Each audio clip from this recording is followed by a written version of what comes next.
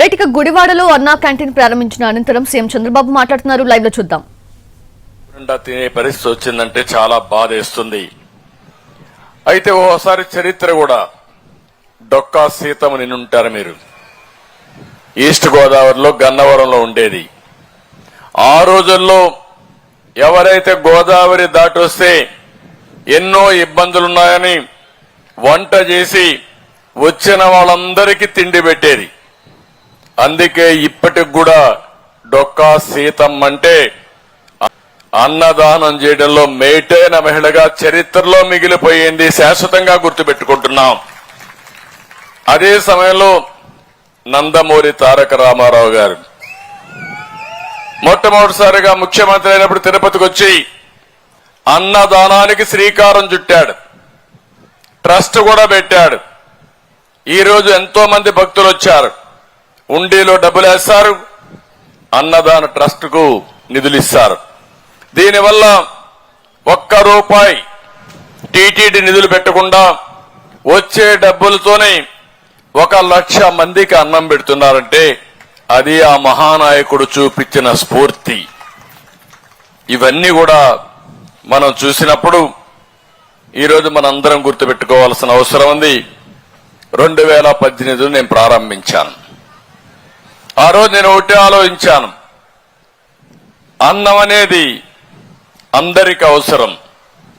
ఇప్పుడే వివిధ రకాలుగా మనుషులతో లోపల కూడా మాట్లాడాను.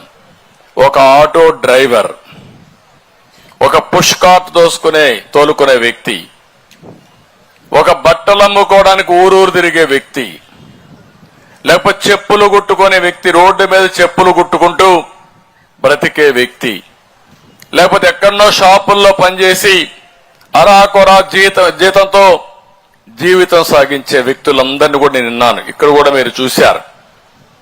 అవన్నీ చూసిన తర్వాత వాళ్ళల్లో ఒక ఆనందం ఉంది.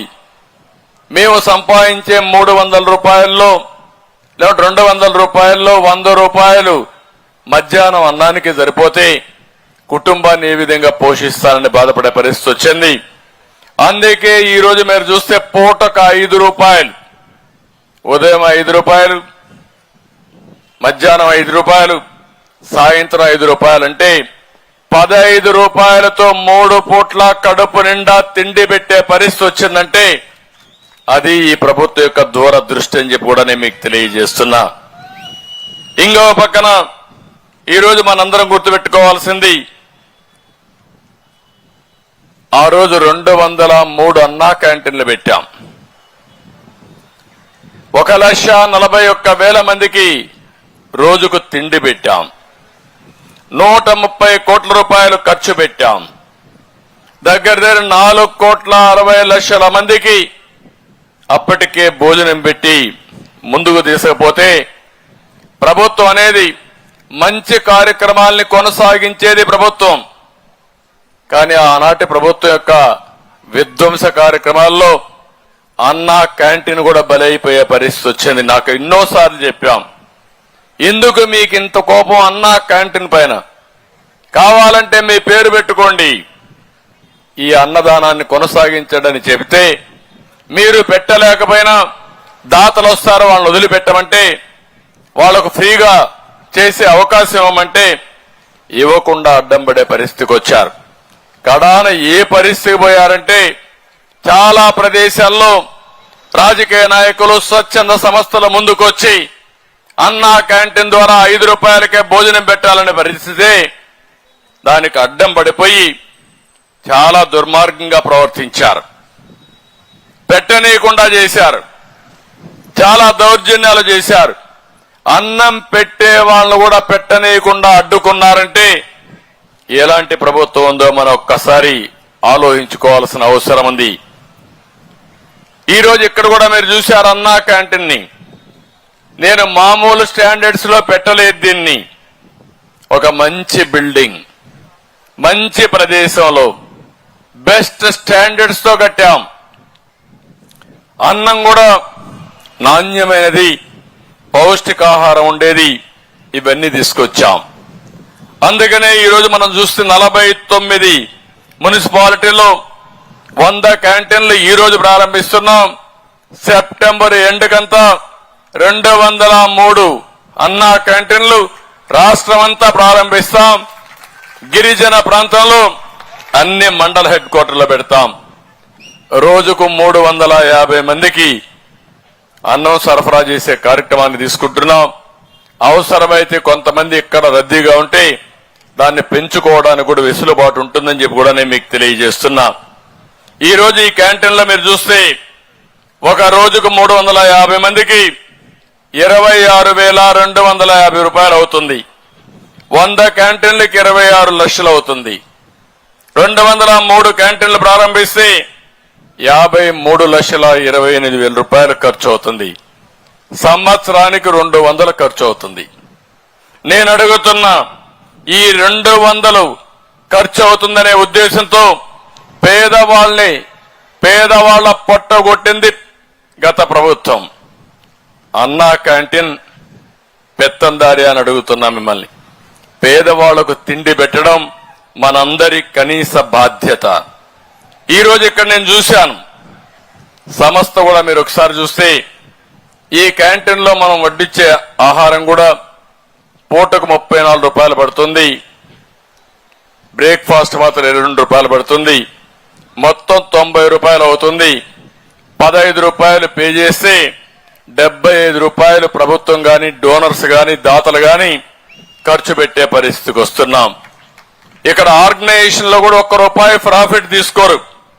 హరే కృష్ణ చారిటబుల్ ఫౌండేషన్ ఈ క్యాంటీన్ రన్ చేయడానికి ముందుకొచ్చారు. ఈరోజు దేశంలో రోజుకు 23 లక్షల మందికి అన్నదానం చేసే ఏకైక సంస్థ ప్రపంచంలో హరే కృష్ణ చారిటబుల్ ఫౌండేషన్ అక్షయ పాత్ర. ఎక్కడా ఇంత పెద్ద వ్యవస్థ లేదు. దగ్గర మీరు ఒకసారి చూస్తే దీనికోసం 11 సెంట్రల్ కిచెన్స్ పెట్టారు.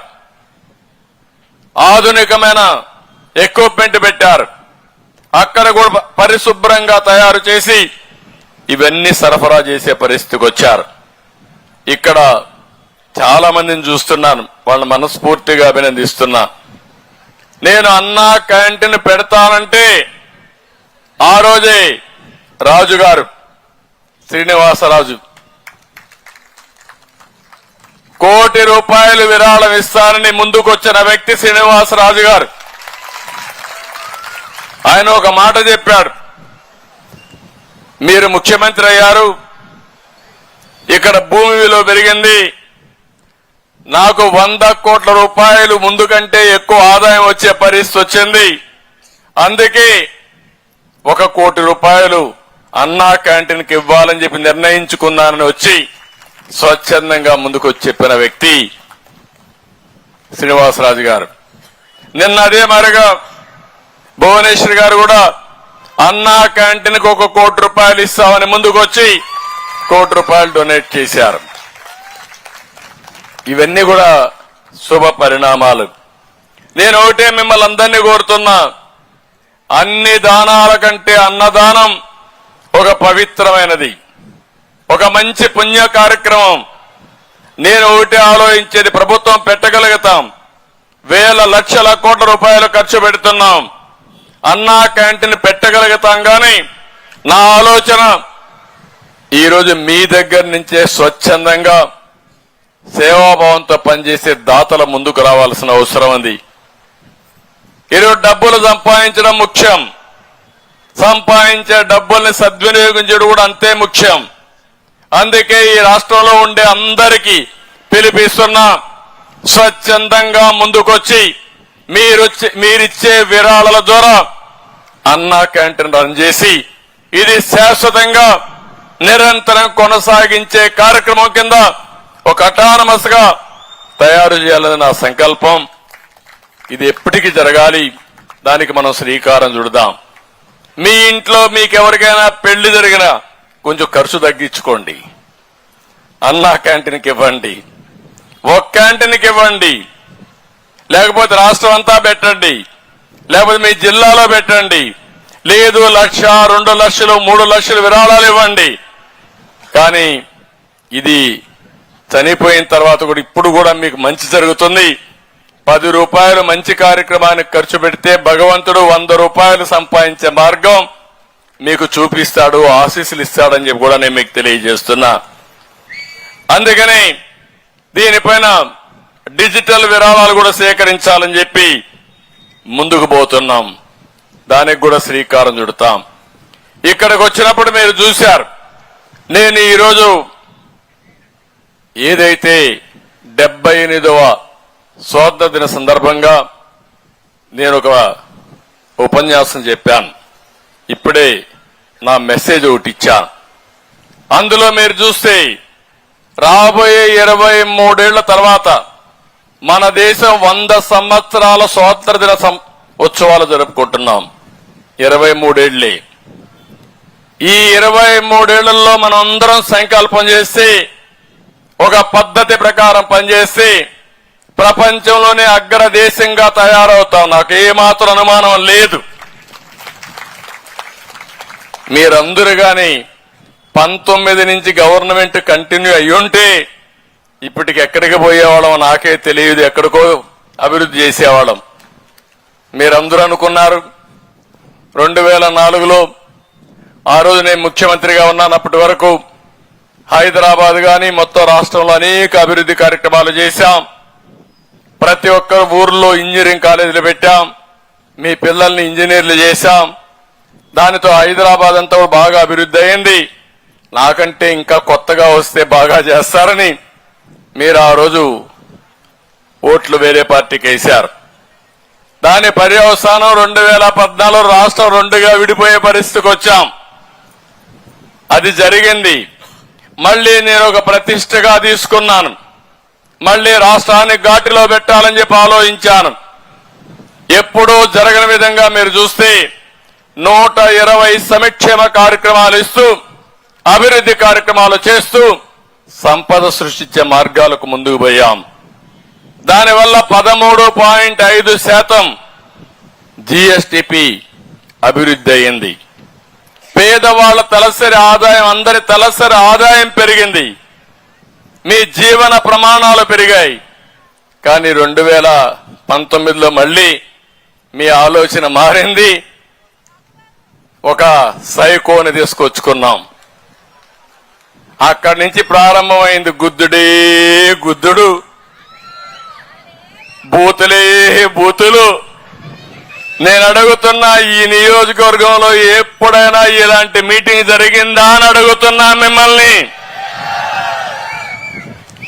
ఎన్టీ రామారావు గారు కట్టిన స్టేడియం, అది మా పార్టీ కట్టిన స్టేడియం అవునా కాదా అని అడుగుతున్నా. నేను ఇక్కడ రాలేకపోయా.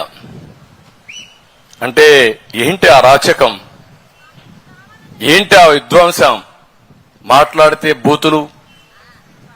ఈ కాన్స్టిట్యున్సీలో ఏం జరిగిందో మీరు చూశారు. ఆడబిడ్డలు కూడా సోషల్ మీడియాలో కడాన అందరూ ఉన్నారు. నాకు కూడా తప్పలేదంటే ఆ బాధలు. ఎలాంటి పరిపాలన సాగిందో ఒక్కసారి మీరు ఆలోచించండి. అలాంటి మాఫియా ఒకటి కాదు, అన్ని మాఫియాలే. మామూలుగా వెళ్ళి అంతా ఎక్కడ దొరికింది అక్కడ దోచేసుకున్నారు.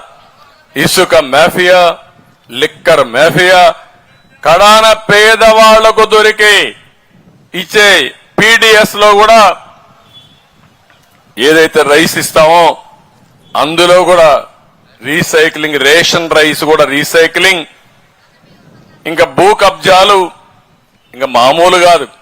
మీరు మాట్లాడలేరు, మీకోసం వస్తే మమ్మల్ని కూడా చూసే పరిస్థితిలో మీరు లేరు. అలాంటి క్యాసినో, మా తమ్ముడు చెప్తున్నాడు, క్యాసినో ఇక్కడ ఆడిస్తే ఇదేంటి మరి చేస్తున్నారంటే దానిపైన దాడి. అన్నీ మనం చూసాం, బూతులు. అందుకే తల్లి నేను అసెంబ్లీకి పోవడం మానేశా.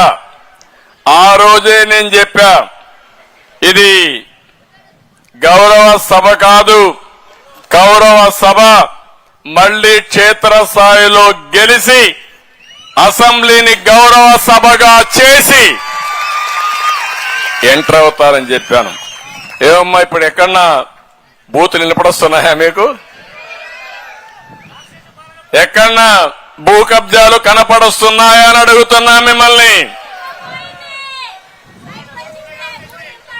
మీరందరూ కూడా ఈ రోజు ఫ్రీగా నవ్వుతున్నారు. నాకు ఎంతో సంతోషం. అప్పుడు నవ్వు కూడా నోచుకోలేదు మనం, అవునా కాదా? ఈరోజు స్వాతంత్రం వచ్చిన సందర్భంగా మనం గుర్తు చేసుకుంటే స్వేచ్ఛగా మాట్లాడుకోలేకపోయాం, ఫ్రీగా నవ్వలేకపోయాం. ఆ వ్యక్తిని చూస్తే నవ్వితే కొడతారు, ఏడిస్తే మళ్ళా కొడతారు, కేసులు పెడతారు. ఇంట్లో నుంచి బయట రావాలంటే ఇంట్లో హౌస్ అరెస్టులు చేస్తారు. ఆయన వచ్చుంటే ఇవన్నీ చెట్లు కొట్టేసేవాడు. నేనేమన్నా చెట్లు కొట్టానా అని మిమ్మల్ని అడుగుతున్నా. పరదాలు కట్టుకొని వచ్చేవాడు, పరదాలు కట్టానా నేను అడుగుతున్నా. మా ఆఫీసర్లు అయితే రెడ్ కార్పెట్లు వేసేవాళ్ళు. నేను చెప్పా రచ్చబండే నా యొక్క స్టేజీ, ఎక్కడ అతిగా చేయొద్దని చాలా స్పష్టంగా చెప్పి నేను ఒకటే చెప్పాను, సింపుల్ గవర్నెన్స్ ఉండాలి, ఎఫెక్టివ్ గా ఉండాలి. నేను కూడా మీలో ఒకటిగా తిరిగి మీ సమస్యలు అర్థం చేసుకుంటా. భగవంతుడు ఎంత శక్తి ఇస్తే అంత శక్తిని ఉపయోగించి మీ జీవితాల్లో వెలుగు తీసుకురావడానికి ముందుకు పోతానని చాలా స్పష్టంగా చెప్పాను. అదే ఆచరిస్తున్నా. అందుకే ఈరోజు నేను అడిగినప్పుడు 3-4 విషయాలు అడిగాను. ఈ అమ్మాయిని అడిగాను, ఏం చేస్తావమ్మా అని అడిగాను. ఆ అమ్మాయి ఊర్లన్నీ తిరిగి అమ్మితే మా కలెక్టర్కి ఆదేశాలు ఇచ్చా. ఆమె ఇంకా సులభంగా వ్యాపారం చేసుకోవడానికి ఒక మఫెడ్, అది కూడా ఎలక్ట్రికల్ మఫెడ్ కొని ఇంట్లోనే ఛార్జ్ చేసుకుని దర్జాగా ఊర్లో ఎక్కడ తిరగాలని తిరిగేసి సాయంత్రానికి ఇంటికి వచ్చే స్కూటర్ని కొనిమ్మని చెప్పి ఆదేశాలు ఇచ్చానని చెప్పి కూడా నేను మీకు తెలియజేస్తున్నా. అదే మరి ఈ తమ్ముడికి కూడా ఆటో ఉంది. నాకు అది కూడా మంచి ఉదాహరణ. ఈయన కొడుకును చదివించాడు, కొడుకు ఇప్పుడు చెల్లిని చదివిస్తున్నాడు.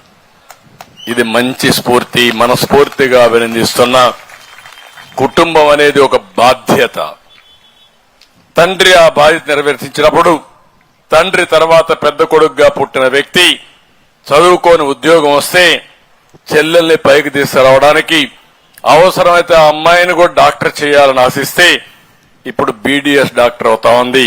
సంతోషంగా బాధ్యత తీసుకున్న చిరంజీవిని మనస్ఫూర్తిగా అభినందిస్తున్నానని కూడా నేను మీకు తెలియజేస్తున్నా. ఇది మన సాంప్రదాయం. నేను అందుకే ఈరోజు ఒక మాట చెప్పాను. ఈ కుండోలందరిని చూశాను. ఆవిడికి 3 పిల్లలు, ఈవిడికి 2 పిల్లలు, ఈయనకి 2 పిల్లలు, ఆయనకి 2 పిల్లలు. కానీ ఇటీవల కొంతమంది ఒకే బిడ్డను కంటున్నారు, కొంతమంది బిడ్డలే వద్దు అనుకుంటున్నారు. ఇది ప్రమాదం. ఇప్పుడు మీరు ఒకసారి చూస్తే రాను రాను జనాభా తగ్గిపోతుంది, ముసలి వాళ్ళు ఎక్కువైపోతున్నారు, యువత తగ్గిపోతున్నారు, సంపాదన తగ్గిపోతుంది, కుటుంబాలు కూడా క్షీణించిపోయే పరిస్థితికి వస్తున్నాయి. అందుకే మొన్నే ఒక మాట చెప్పాను, ఎంతమంది బిడ్డలుంటే అంత ఆస్తి మనందరికీ. భవిష్యత్తులో ఎంత పొలం ఉందని కాదు, ఎంత పొలం ఉందని దానికంటే, ఎన్ని కోట్ల రూపాయలు డబ్బులున్నాయని దానికంటే, ఎంతమంది పిల్లలు ఎక్కువ ఉంటే అంత సంపద సంపాదించే శక్తి మీకు వస్తుంది. అది నేను నేర్పిస్తానని చెప్పి కూడా నేను మీకు తెలియజేస్తున్నా. ఒకప్పుడు జనాభా నియంత్రణకు నేనే చెప్పాను, జనాభాను తగ్గించుకోమన్నాను. ఇప్పుడు మన రాష్ట్రం చూస్తే, సౌత్ ఇండియా చూస్తే జనాభా తగ్గిపోతా ఉంది. అంటే చనిపోయే వాళ్ళు, పుట్టే వాళ్ళకు చూస్తే చనిపోయే వాళ్ళు, ముసలి వాళ్ళు ఎక్కువ అవుతున్నారు, పుట్టే వాళ్ళు, యంగ్స్టర్స్ తగ్గిపోతున్నారు. ఇది ప్రమాదకరమైనటువంటి పరిస్థితి. దీన్ని అధిగమించాలంటే మళ్ళా మనలో చర్చ జరగాల్సిన అవసరం ఉంది. ఇంకో పక్కన నేనందరికీ, మీ అందరికీ ఒకటే చెప్తున్నా, నేను పేదవాళ్ల కోసమే పనిచేస్తాను. అందుకే ఈ రోజు కూడా చెప్పాను, 0 పావర్టీ. ఏ గ్రామంలో కూడా పేదవాళ్లు లేని గ్రామాన్ని తయారు చేసుకోవడం మీ బాధ్యత. రాష్ట్రంలో పూర్తిగా పేదరికాన్ని నిర్మూలించి 0 పావర్టీతో ముందుకు పోవడం నా బాధ్యతగా నేను తీసుకున్నా, సవాలుగా తీసుకున్నానని చెప్పి కూడా నేను మీకు తెలియజేస్తున్నా. సంపద ఏ కొద్ది మందికో పరిమితం కావడం కరెక్ట్ కాదు. ప్రతి ఒక్కరూ ఆ సంపదని, అనుభవించే పరిస్థితి రావాలి, పేదరికం నుంచి బయట రావాల్సిన అవసరం ఉంది. అందుకే దీన్ని ఒక ప్రతిష్టగా తీసుకున్నా. అందుకే మీరు చేసేది ఒక పిలిపించాను. పైనుండి ఆర్థికంగా బాగా ఉండే 10%, అట్టడుగు నుండే 20% గాని ఎప్పటికప్పుడు అడాప్ట్ చేసుకుని వాళ్ళలో చైతన్యం తీసుకొచ్చి అవసరమైతే కొంత ఆర్థిక సహాయం చేసి వాళ్ళు కూడా మనతో సమానంగా పైకి తీసుకొచ్చే బాధ్యత తీసుకుంటే అదే నిజమైన సమాజం. అదే ఈ రాష్ట్రంలో నేను ఆశించే ఇది నేను అందుకే మీ అందరికీ హామీ ఇస్తున్నా. నా జీవితాంతం ఎన్టీ రామారావు గారి స్ఫూర్తితో పేదరిక నిర్మూలన చేసే వరకు అహర్నిశలు కష్టపడతా. ఇది చేసి నిరూపించుకుంటానని చెప్పి నేను మీకు తెలియజేస్తూ, ఏ పని చేసినా పేదవాళ్ళ ఆదాయం ఎట్లా పెరుగుతుందో నేను ఆలోచిస్తాను. మీకు ఖర్చు ఏ విధంగా తగ్గుతుందో ఆలోచిస్తాను. మీ జీవన ప్రమాణాలు పెంచడానికి ముందుకు పోతామని చెప్పి కూడా నేను మీకు తెలియజేసుకుంటున్నాను. ఇంకా చాలా మార్పులు వచ్చాయి, ఇంకా వస్తాయి. మీరు ఒకప్పుడు కరెంటు కావాలంటే ఎక్కడి నుంచో వచ్చేది, ఎక్కడో హైడ్లో థర్మలో పెట్టి. ఇప్పుడు ఇంటి దగ్గర మీ రూఫ్లోనే పైనే కరెంట్ ఉత్పత్తి చేసుకున్న రోజుకు వచ్చేస్తున్నాం. నేను దానికి కూడా శ్రీకారం చుట్టాను. మీ ఇంట్లోనే కరెంటు చేయించే మార్గం నేర్పిస్తా. ఒకవేళ ఎండ లేనప్పుడు కరెంటు ఉత్పత్తి చేసుకోలేకపోతే గ్రిడ్ నుంచి మేము తయారు చేసిన కరెంటు ఇస్తాం. మీ దగ్గర అదనంగా కరెంటు వస్తే మళ్ళా కరెంటు డిపార్ట్మెంట్ తీసుకుంటుంది. నెలకు ఇన్ని యూనిట్లని మీకు ఇస్తూ నేను ఫ్రీగా ఇస్తా అన్న కరెంటు కూడా ఇచ్చి మీ ఖర్చు తగ్గించే బాధ్యత ఈ ప్రభుత్వం తీసుకుంటామని చెప్పి కూడా నేను మీకు తెలియజేస్తున్నా. ఒక వినూత్నమైన ఆలోచనలతో ముందుకు పోదాం. మామూలు ఆలోచనలు కాదు. మన తాత ముత్తాతల పేదరికంలో ఉంటే మనం కూడా పేదరికంలో బాధపడవలసిన అవసరం లేదు. పేదరికం పోయే మార్గాలున్నాయి. మనకు మెరుగైన జీవితాలు ఇచ్చే అవకాశాలు ఉన్నాయని చెప్పి కూడా నేను మీకు తెలియజేస్తున్నా. ఇక్కడికి వచ్చినప్పుడు మళ్ళీ నేను ఒకటే ఇక్కడ మాట్లాడుతున్నా. ఈరోజు అన్నా క్యాంటీన్కి మీరు ముందుకు రండి. ఇదొక స్ఫూర్తిగా తీసుకోండి. చాలా మంది వస్తున్నారు. 1,00,000, 2 లక్షలు, 5 లక్షలు, 10 లక్షలు ఇస్తున్నారు. వారందరిని అభినందిస్తున్నా. దీనికి అన్నా క్యాంటీన్స్ కి account number 3788816509 SBI account open చేశాం.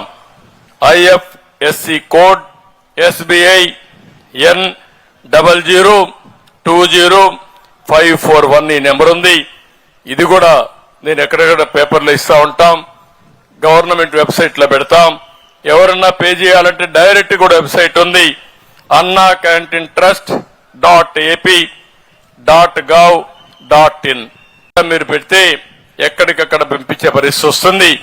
మనందరం కలుద్దాం, సమిష్టిగా ఆలోచిద్దాం, సమిష్టిగా పనిచేద్దాం.